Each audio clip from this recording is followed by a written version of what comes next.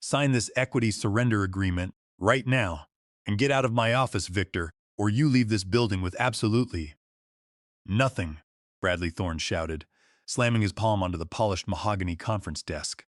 He slid a thick folder across the table, his face flushed red with unearned authority. I didn't reach for the gold Mont Blanc pen he pushed toward me. Instead, I leaned back in my leather chair, adjusted the cuffs of my suit jacket, and looked at the 34-year-old executive vice president who had inherited his title purely by birthright. I reached into my briefcase, pulled out a single sheet of parchment bound in blue legal backing, a certified copy of our original 2006 corporate charter, and slid it back across the table. "Before you execute that termination order, Bradley," I said, keeping my voice measured and low, "I suggest you open that folder and read Clause 14C very carefully." He sneered, tossing the paper aside without looking at a single word. "I don't need to read outdated paperwork from 20 years ago.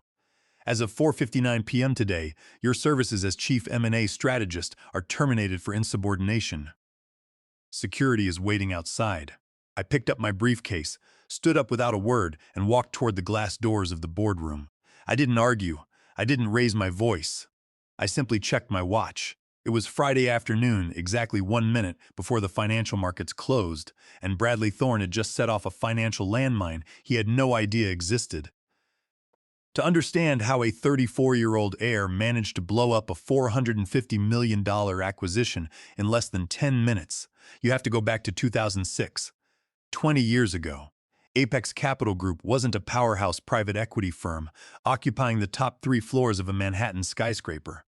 It was 3 folding desks in a rented office in Midtown, running on cheap coffee, takeout boxes, and 80-hour work weeks. The founder was Harold Thorne, a brilliant dealmaker who understood corporate valuations, but lacked the technical precision to structure complex equity transactions. Harold had the vision, but I had the legal and financial architecture. When Harold recruited me to serve as the founding chief M&A strategist, I was 28 years old, fresh off 4 years of intense corporate restructuring law and investment banking. I knew how fragile early-stage partnerships could be.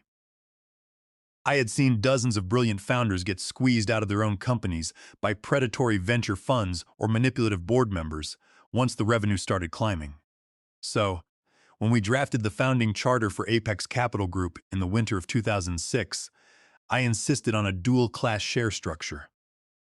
Harold took 70% of the initial Class A common stock, while I took 15%, but the real protection lay in the Class B supervoting shares. We created a specialized trust holding 500,000 Class B units. These shares carried a 10-to-1 voting ratio over common equity on all matters regarding corporate recapitalization, mergers, liquidations, and board governance. More importantly, I personally drafted Clause 14C into the bylaws. It was a poison pill designed to protect key founding executives from predatory board coups. Clause 14C explicitly stated that if any Class B shareholder was involuntarily terminated without unanimous board approval or without documented criminal cause, their supervoting shares would not be forfeited or converted to common stock.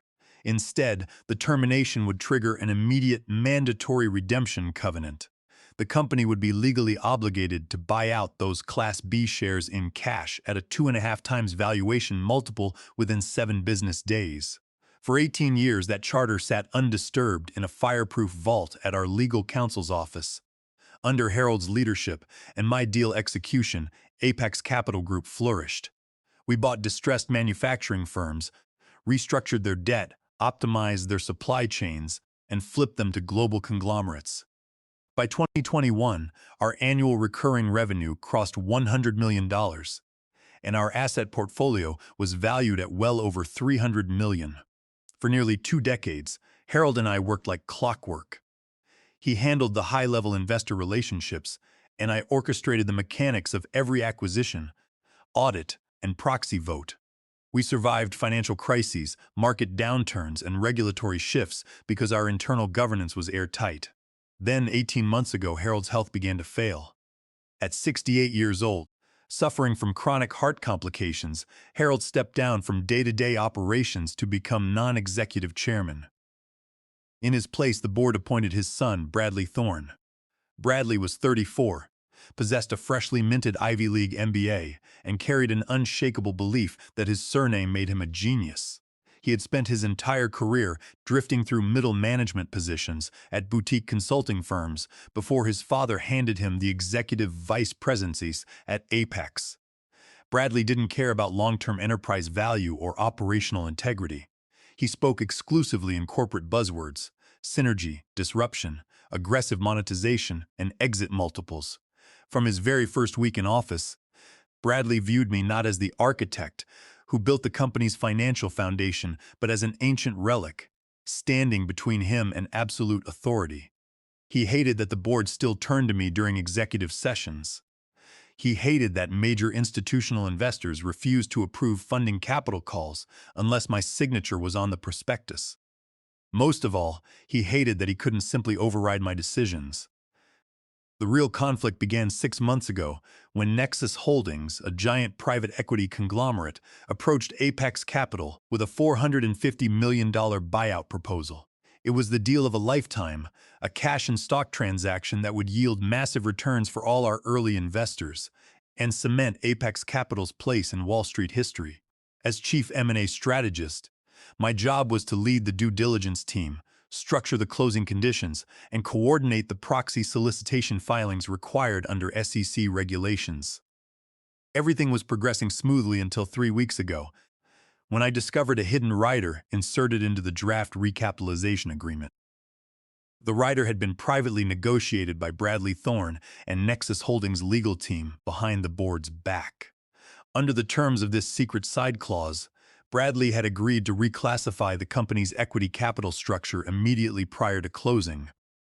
By compressing Class B voting rights down to a 1-to-1 ratio, Bradley would force minority shareholders to absorb all transaction fees and dilution risks while allocating a $40 million executive transition bonus exclusively to himself. It wasn't just unethical. It was a flagrant breach of fiduciary duty under Delaware corporate law. When I confronted Bradley in his office with the printed prospectus, he didn't even try to deny it. He leaned back in his chair, smirked, and told me that times had changed. "This is modern corporate finance, Victor." Bradley had sneered, swirling a glass of sparkling water. "Dad built this company, which means it's my payout to command. You're an employee on a salary.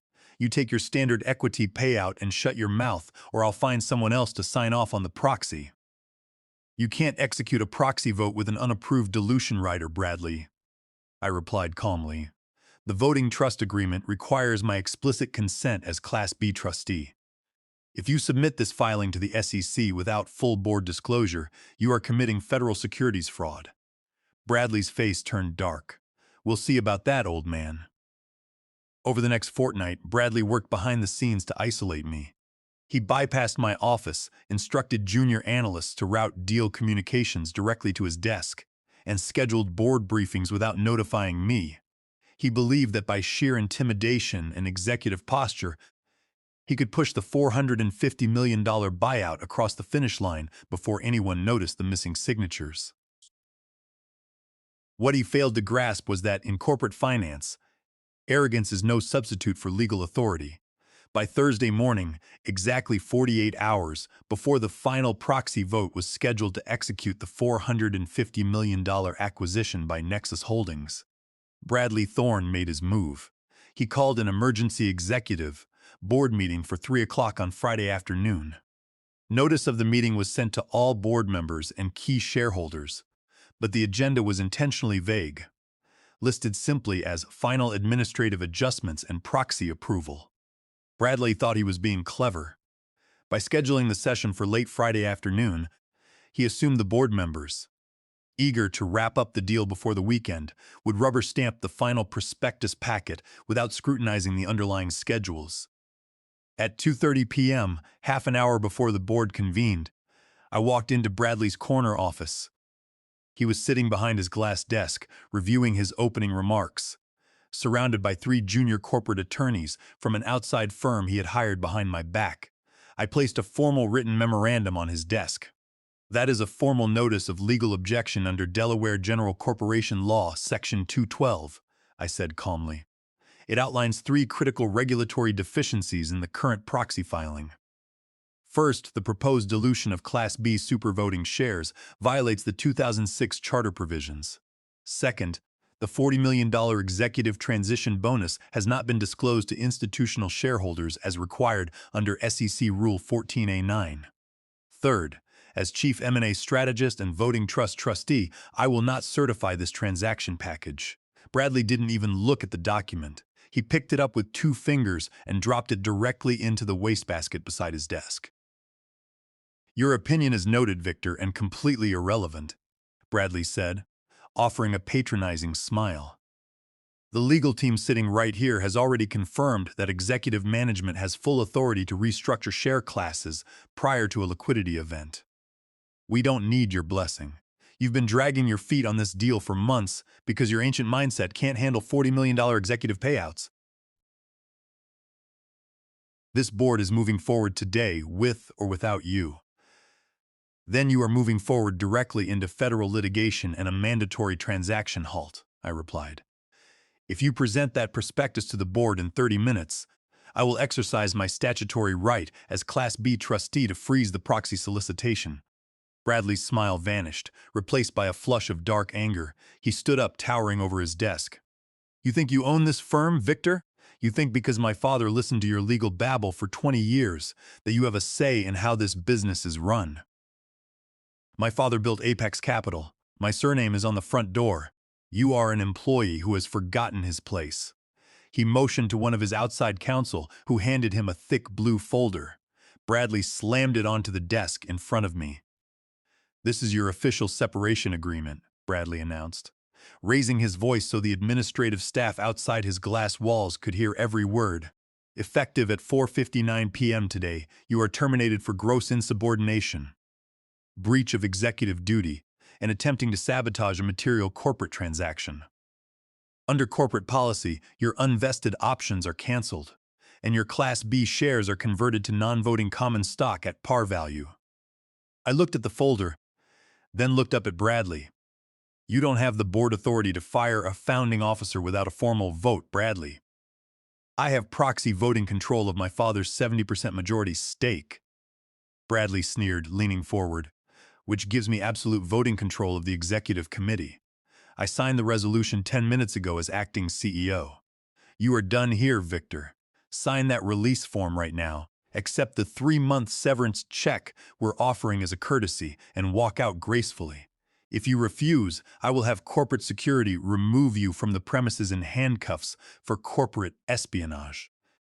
The 3 outside attorneys stared at the carpet, refusing to make eye contact with me. They knew Bradley's maneuver was legally reckless, but they were being paid $500 an hour to keep their mouths shut. I didn't argue. I didn't reach for the pen. I knew that in high-stakes corporate disputes, the person who reacts emotionally always loses. When an opponent makes a catastrophic strategic error out of pure arrogance, the most dangerous thing you can do is interrupt him. I will not sign an invalid equity release, I said quietly.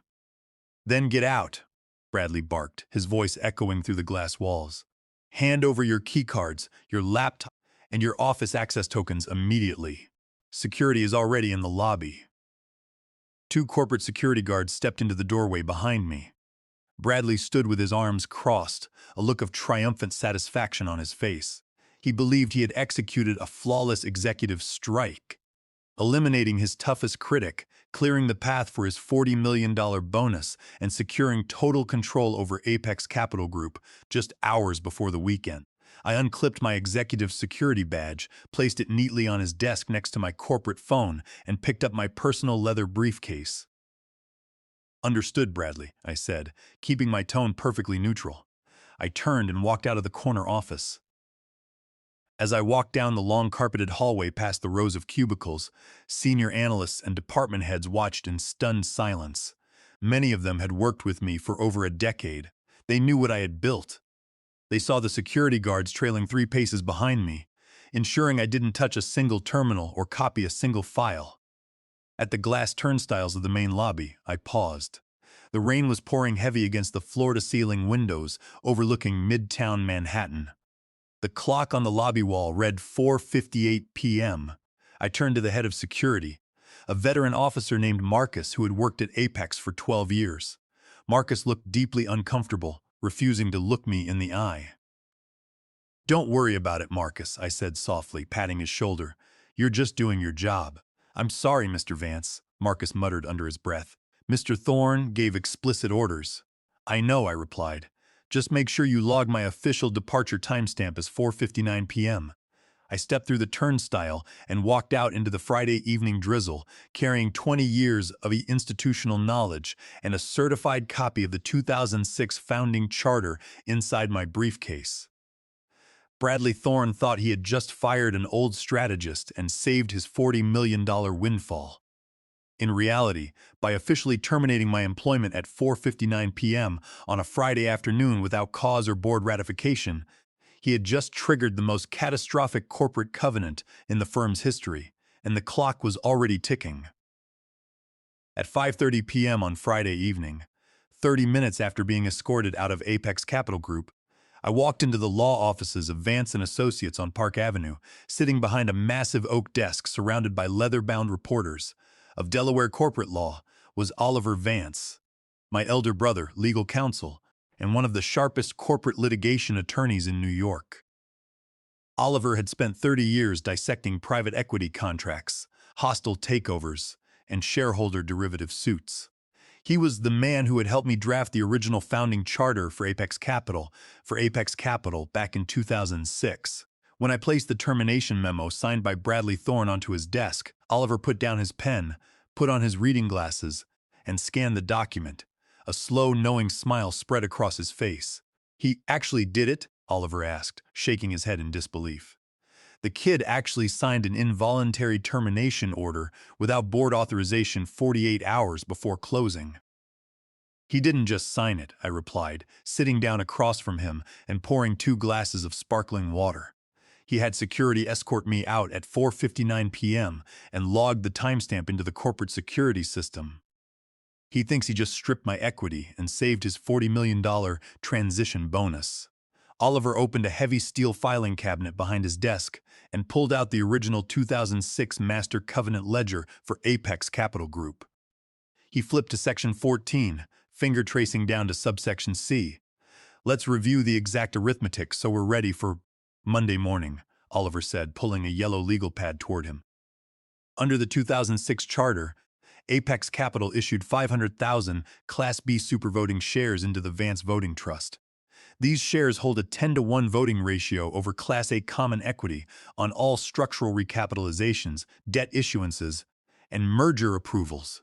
"Correct," I said.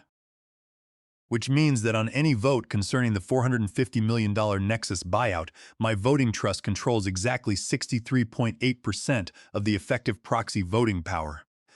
Bradley's 70% of Class A equity only represents 36.2% of total proxy weight. And here is the fatal flaw Bradley created," Oliver continued, reading aloud from Clause 14C. "In the event that a Class B supervoting shareholder is subject to involuntary termination of employment without unanimous board ratification or documented judicial cause, such termination shall not extinguish, convert, or impair the Class B voting trust rights. Instead, at the sole election of the holder, such termination shall trigger an immediate, mandatory cash redemption covenant, requiring the corporation to repurchase all Class B units at a multiple of 2.5 times current enterprise market valuation within 7 business days." Oliver tapped his calculator keys quickly, showing me the final figure on the digital display. "The buyout valuation negotiated with Nexus Holdings is $450 million. Oliver explained. 15% base equity equals $67,500,000. Multiplied by the mandatory 2.5 acceleration factor under Clause 14C, Apex Capital Group is now legally indebted to you for exactly $112,500,000 in cash. Payable within 7 business days," I added. "Payable in full by next Friday," Oliver confirmed. And here is where the trap snaps completely shut on Bradley Thorne. Under Delaware General Corporation Law Section 212 and Federal Securities Exchange Act Rule 14A-9, Any corporate entity engaged in a pending acquisition must immediately disclose all material unhedged debt obligations to both the acquirer and the SEC. If Bradley proceeds with the proxy vote on Monday morning without disclosing a $112,500,000 senior debt acceleration, I said, he is committing willful securities fraud. And if he does disclose it, Oliver laughed. Nexus Holdings banking syndicate will immediately withdraw their $450 million acquisition financing because Apex Capital's balance sheet is now technically insolvent by 6:15 p.m. on Friday evening, while Bradley Thorne was celebrating his executive victory over dinner at an expensive steakhouse in Midtown. Oliver and his senior paralegals were putting the finishing touches on a comprehensive legal barrage. First, Oliver filed an emergency SEC Schedule 13D amendment, formally registering the existence of the $112,500,000 mandatory debt acceleration covenant resulting from my unlawful termination. Second, he dispatched a certified legal notice of material default to Apex Capital's chief commercial lending syndicate at J.P. Morgan Chase. Under Apex Capital's existing credit lines, an undisclosed senior debt acceleration in excess of $5 million triggered an immediate freeze on all corporate cash disbursements, escrow transfers, and liquidity accounts. Third, Oliver drafted an emergency motion for a temporary restraining order and preliminary injunction in the Delaware Court of Chancery. The filing petitioned the court to enjoin Apex Capital Group and Nexus Holdings from executing any merger closing or distributing buyout proceeds until the $112,500,000 cash redemption obligation was fully satisfied in escrow. As the electronic filing systems confirmed receipt of all three actions at 6:45 p.m. on Friday evening, Oliver leaned back in his chair and smiled. The filings are live on the SEC EDGAR network and bank clearing houses, Oliver said. Over the weekend, no one will notice because corporate servers are running quiet. But on Monday morning at 8 a.m., when financial compliance software runs its automated sweeps, every red alert in Wall Street's banking network is going to flash at once. I stood up, buttoned my suit jacket, and looked out over the glowing skyline of New York. Bradley Thorne thought he was playing a game of executive muscle, relying on his surname and title to bully a founding partner out of 2 decades of equity. He had no idea that corporate finance isn't governed by arrogance or inheritance. It is governed by contract law, mathematical precision, and legal leverage. Have a good weekend, Oliver, I said softly. Monday morning is going to be very noisy. On Monday morning at 8 o'clock, while I was sitting quietly in my home office sipping black coffee, the corporate world at Apex Capital Group began to detonate. At 8:15 a.m., the automated compliance software at J. Morgan Chase Corporate Banking flagged the SEC Schedule 13D amendment filed by Oliver Vance on Friday evening.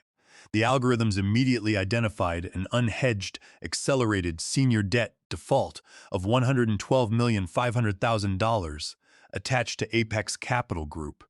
Under the terms of Apex's master credit facility, any uncured senior default in excess of $5 million triggered an immediate mandatory lock on all corporate liquidity. With a single automated stroke, J.P. Morgan frozen Apex Capital's operating accounts, restricted all wire transfer capabilities, and locked the $450 million escrow account set up for the Nexus Holdings buyout. At 8:25 a.m., the lead corporate M&A counsel for Nexus Holdings received an automated compliance alert from the SEC EDGAR system. They immediately realized that Apex Capital's proxy statement, which Bradley Thorne had submitted for final approval, contained a massive, undisclosed material liability that breached every warranty in the merger agreement. At 8:30 a.m., Bradley Thorne stepped into his corner office at Apex Capital, carrying a warm latte, completely unaware that his world had already collapsed. 10 seconds later, his executive phone line began ringing continuously. The first call was from the chief legal officer of Nexus Holdings. He didn't offer a polite greeting.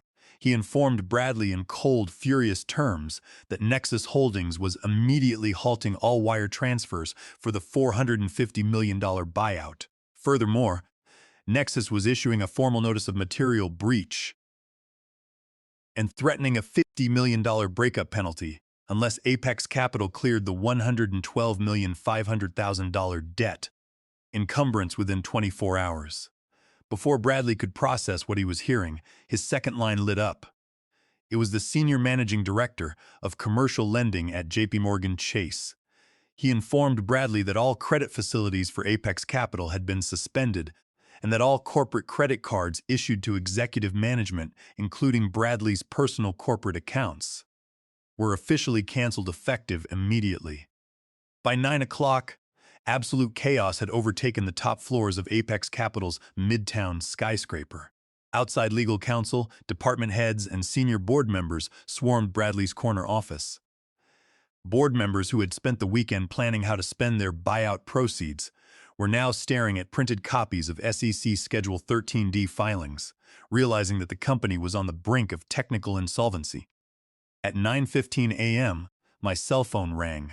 The caller ID displayed Bradley Thorne's direct line. I let it ring 3 times before picking up. "Victor, what the hell did you do?" Bradley screamed into the receiver, his voice cracking with hysteria. "You filed a fraudulent SEC report. You contacted our banks. You are sabotaging a $450 million international merger. I will have you prosecuted. I will sue you for every dime you own." I waited until he finished his rant, taking a slow sip of my coffee before replying. "Good morning, Bradley," I said softly. "I didn't file a fraudulent report. I simply registered the exact legal consequences of your actions. At 4:59 p.m. on Friday, you personally signed an involuntary termination order, removing me as chief M&A strategist without board authorization or cause. In doing so, you activated Clause 14C of the founding corporate charter. That clause is ancient history," Bradley roared. "I stripped your Class B voting shares. You have no standing here. You stripped nothing, Bradley," I replied calmly. "Under Delaware law, an invalid termination cannot extinguish supervoting trust rights. Clause 14C converted those shares into an immediate, mandatory cash debt obligation of $112,500,000, due in full within 7 business days. By attempting to execute a proxy vote while concealing that debt, you committed federal securities fraud. Nexus knows it, JP Morgan knows it, and your board of directors knows it." There was a long, suffocating silence on the other end of the line. I could hear Bradley's heavy, erratic breathing. "What do you want?" Bradley finally whispered, the arrogance completely drained from his voice. "I don't negotiate with terminated executives over the phone, Bradley," I said. "If Apex Capital wishes to avoid formal bankruptcy proceedings and a public SEC investigation, you will convene an emergency session of the full board of directors at 3 o'clock this afternoon, and you will ensure that your father, Harold Thorne, is present in the room." "My father is ill," Bradley began. "Your father is the chairman of the board and the co-architect of this company," I interrupted sharply. "He needs to see exactly what his son has done to his legacy." 3 o'clock, Bradley. If the board meeting is not convened by 3 p.m., Oliver will file for an immediate judicial receivership in Delaware Chancery Court at 3:15. I hung up the phone without waiting for an answer. By noon, news of the frozen buyout and the SEC filing had leaked to financial news outlets. Headlines across Wall Street reported that Apex Capital's $450 million acquisition had stalled due to a massive internal equity dispute and debt acceleration. Stock analysts began downgrading Apex Capital's asset portfolio, and panic spread among institutional investors. At 2:45 p.m., I arrived at the Midtown skyscraper wearing a sharp charcoal suit, accompanied by Oliver Vance, carrying 2 thick leather briefcases of certified legal filings. As we walked into the main lobby, Marcus, the head of security, greeted us with deep respect. There were no security escorts trailing us this time. Marcus personally scanned his master keycard to send the private executive elevator straight to the top floor. When the elevator doors opened on the 30th floor, the carpeted hallways were silent as a graveyard. Senior analysts and junior partners stood by their desks, watching in awe as the man who had been escorted out in disgrace 3 days earlier walked back into the building, holding absolute leverage over the firm's survival. I pushed open the heavy oak doors of the grand boardroom. Sitting around the long marble table were the 8 members of the board of directors, looking pale and exhausted. Sitting at the head of the table was Harold Thorne, fragile and pale, leaning on his wooden cane, his eyes filled with profound disappointment as he stared at his son. Bradley Thorne sat at the far end, his head buried in his hands, looking crushed beneath the weight of his own arrogance. I took my seat at the center of the table, opened my briefcase, and looked around the room. "Good afternoon, gentlemen," I said quietly. "Let's discuss the future of Apex Capital." The boardroom was so silent that you could hear the quiet hum of the air filtration system. 30 stories above the street, Harold Thorne was the first to speak. He rested his frail hands on top of his wooden cane, his voice trembling with a mixture of age and suppressed fury as he looked across the table at his son.